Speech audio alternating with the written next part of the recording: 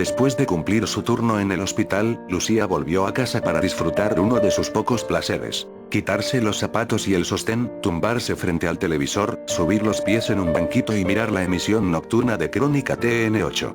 Esa noche, los titulares los acaparaba la noticia del descubrimiento del cuerpo de una mujer. La mujer, que vivía sola, como Lucía, fue asesinada frente a su casa. Su cuerpo fue descuartizado y algunos vecinos, que oyeron gritos y se asomaron por unas rendijas por miedo a ser descubiertos, reportaron que vieron a un hombre viejo salir rápidamente del lugar con lo que parecía un gran machete en su mano. El noticiero, amarillista e irrespetuoso como siempre, titulaba la noticia de manera espeluznante: asesino descuartiza a chavala que vivía sola.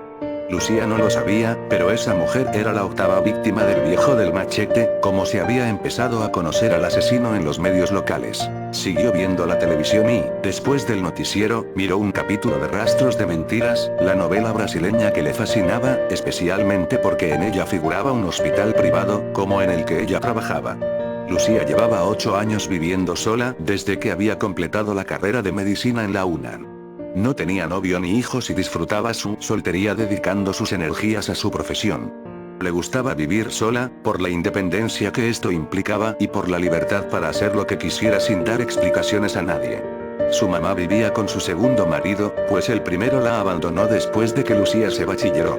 A Lucía eso le cayó como un chorro de lava en su corazón, una herida que nunca terminó de cerrarse.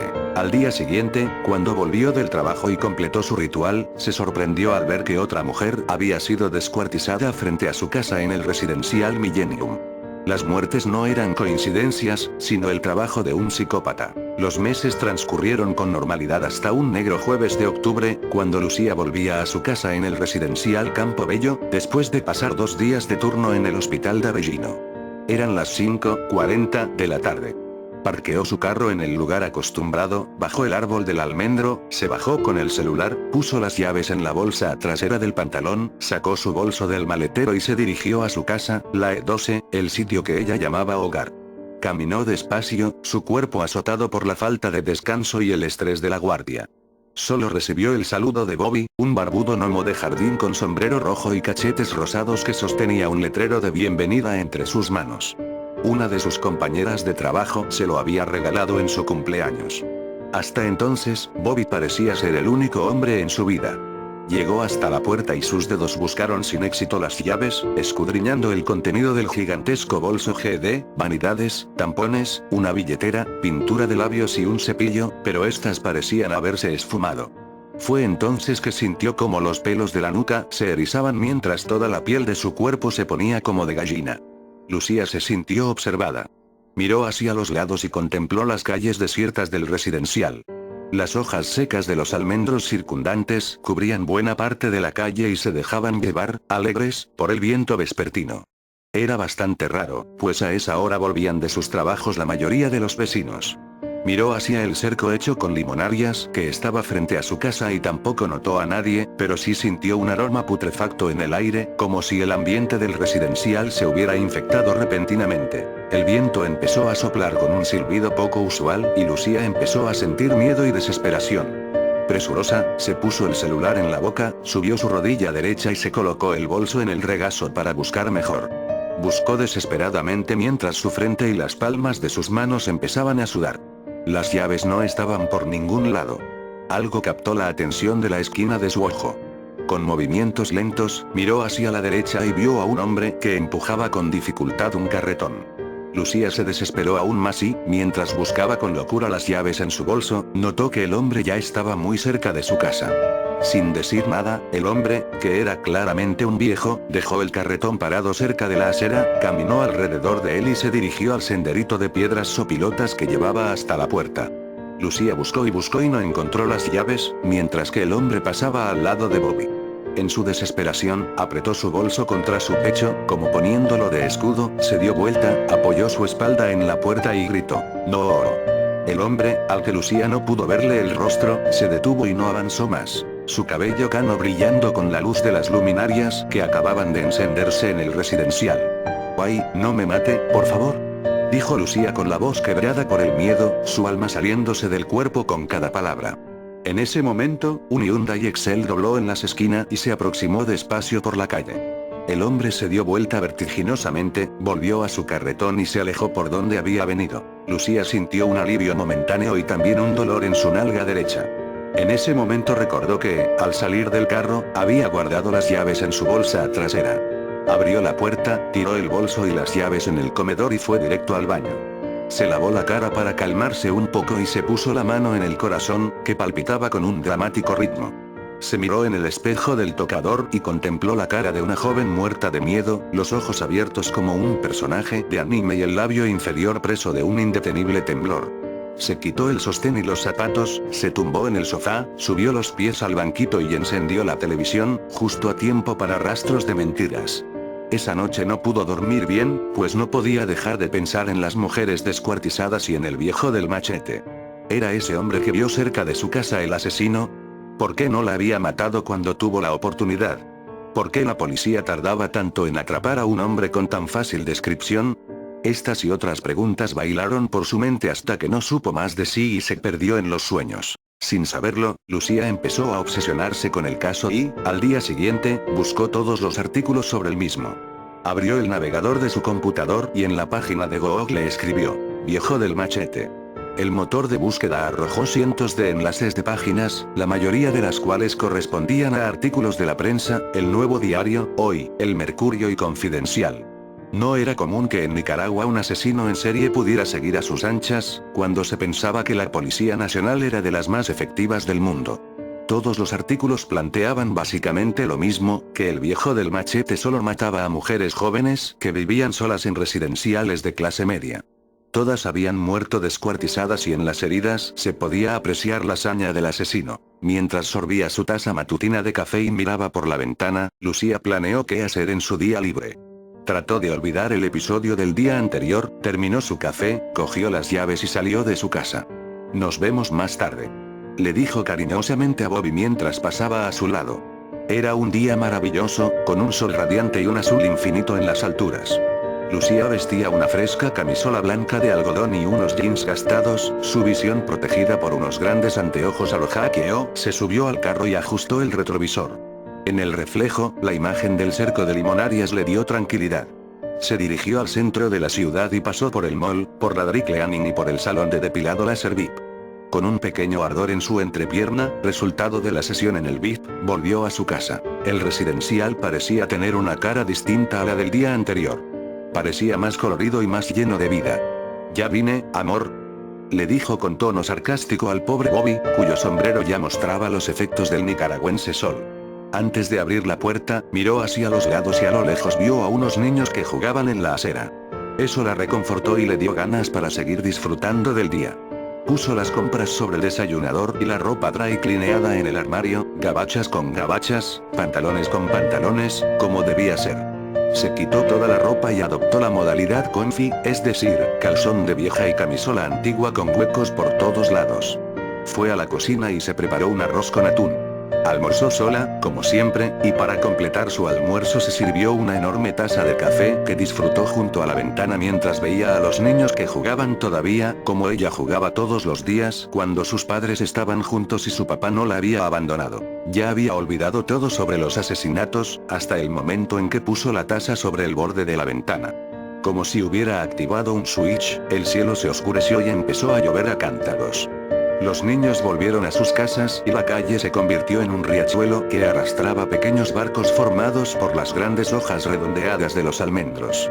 El golpeteo de la lluvia sobre la ventana empezó a sintonizarse con la aceleración del ritmo del corazón de Lucía. Miró nuevamente por la ventana y, para su horror, contempló la imagen que creyó haber borrado de su mente. Parado junto al cerco de Limonarias, estaba un hombre viejo, un gran machete en su mano, la ropa empapada y la mirada puesta en la ventana de Lucía. Lucía cerró de golpe las cortinas y vio cómo temblaban sus manos al hacerlo. Impulsada por el miedo, corrió hasta la puerta, la aseguró y buscó su celular.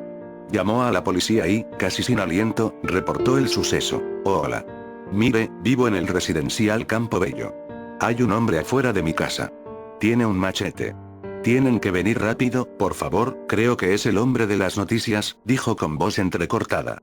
«Cálmese, muchacha. Tranque bien la puerta. Hay una patrulla cerca». «Ya se la mandamos», contestó la operadora.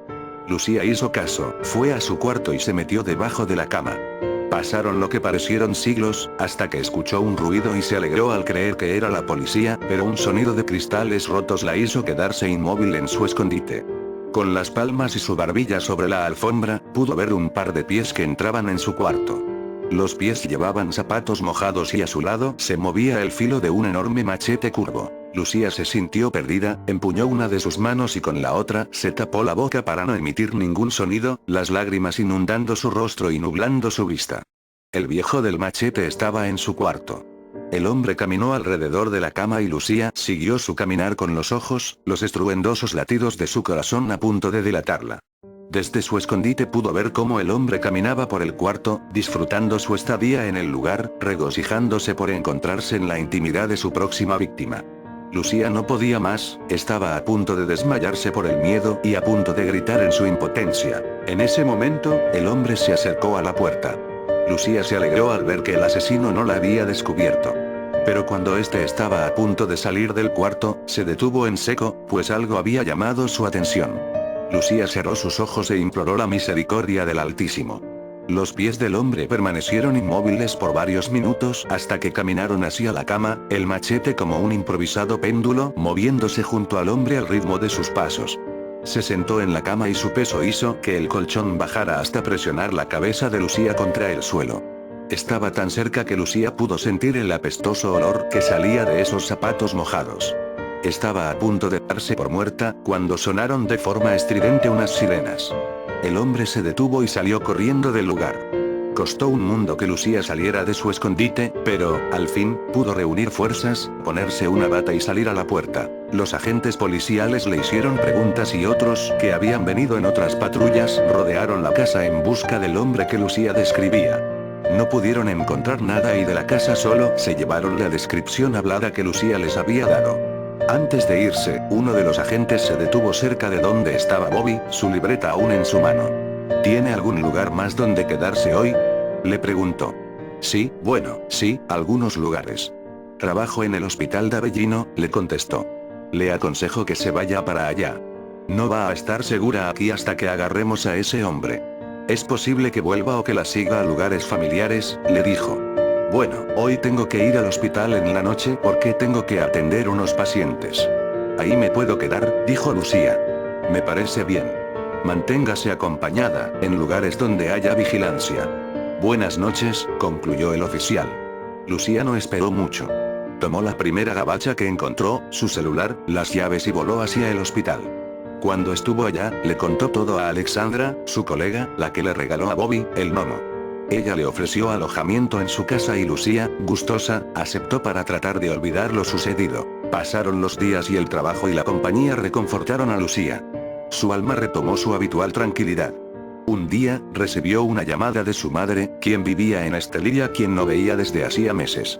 La llamaba para saludarla y para invitarla a una fiesta de cumpleaños que le habían organizado en la terraza colombiana. ¿Cómo estás, amor?, le preguntó. Bien, mami. Ya el susto me pasó y me he estado quedando donde la Alexandra. Creo que pronto podré volver a mi casa. Parece que ya se calmaron las cosas, le dijo. Qué bueno, Lucillita. Le contestó su madre, recordándole su apodo infantil. Mira, venite entonces el sábado. Decile a la Alexandra que venga también y así se vienen acompañadas, continuó. La Alexandra tiene turno el sábado, mamá. Pero yo sí voy a ir. Trabajo hasta las 5:30 ese día, pero no se preocupe, voy a estar bien, le dijo Lucía. Dale pues, amor, te espero. Un besito, mi reina. Y con eso, Lucía escuchó el continuo tono del teléfono. Presionó el único botón del aparato, lo guardó en la bolsa delantera de la gabacha y siguió trabajando. Llegó el sábado y Alexandra le prestó alguna ropa de fiesta a Lucía, pues ella no quería pasar por su casa buscando algo para ponerse. Eran las 5:40 de la tarde cuando tomó la carretera norte hacia Estelí. El camino estaba bastante despejado, salvo por unas vacas que se le cruzaron antes de llegar a San Benito. Unos kilómetros después, la estatua de Andrés Castro la despidió antes de internarse en una de las partes más desoladas de la carretera. El sol empezaba a ocultarse y, cuando pasó por Maderas, tuvo que encender las luces y poner el parabrisas para ver bien, pues había empezado a llover. En las afueras de Maderas acababan de inaugurar una gasolinera con una sola bomba, en la que los clientes podían servirse gasolina personalmente.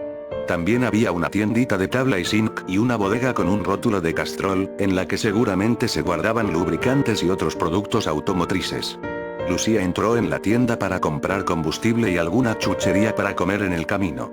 Tomó la manguera, programó 700 córdobas y, cuando terminó de cargar el combustible, entró a la tiendita para comprar unos jugos. Cuando salió, la lluvia había arreciado y tuvo que correr para no quedar completamente empapada. Se subió al carro, se ajustó el cinturón y limpió el agua que había caído sobre sus anteojos.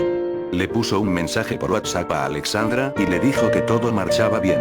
Alexandra le contestó enviándole una foto de Bobby con el texto: "Te mando esta hermosura para que te acompañe. Buen viaje. Xoxo". Lucía miró el tablero del carro y vio que la luz del aceite estaba parpadeando en rojo. Solo esto me faltaba, pensó. Miró para ver si había algún trabajador que la pudiera ayudar, pero no había nadie. La lluvia incrementó su fuerza y las ventanas empezaron a empañarse. Prendió el limpiaparabrisas delantero y trasero hasta ver que había una persona frente a la bodega de lubricantes. Abrió un poco la ventana. "Muchacho, ¿me puede revisar el carro?". "Parece que se me", dijo sin terminar la frase. La persona que estaba frente a la bodega se dio vuelta y Lucía vio con horror que se trataba de un viejo, la lluvia cayendo sobre sus ropas, su faz oculta en la penumbra que empezaba a caer sobre el camino, como despidiéndose del día. Quiso salir del carro para correr hacia la tienda, pero el cinturón de seguridad se lo impidió. Algo llamó la atención del viejo al mirar hacia donde estaba Lucía. En ese momento, tomó un machete que estaba apoyado en una llanta, levantó el arma y corrió alocadamente hacia ella mientras el corazón de Lucía le destruía el pecho. En su desesperación, al no poder salir, Lucía optó por encender el carro y acelerar a fondo. Pasó muy cerca del hombre y lo golpeó con el espejo lateral haciendo que éste se quebrara, para luego girar rápidamente hasta alcanzar la carretera. Con el alma volviéndole al cuerpo, después de haber escapado de la muerte, Lucía vio por el retrovisor cómo el hombre seguía levantando su machete, sus manos agitándose con furiosos ademanes. La distancia entre ellos no le permitió escuchar lo que el hombre le gritaba: "Lucía, alto, no sigas, soy tu papá, hay un hombre con un hacha en el asiento de atrás".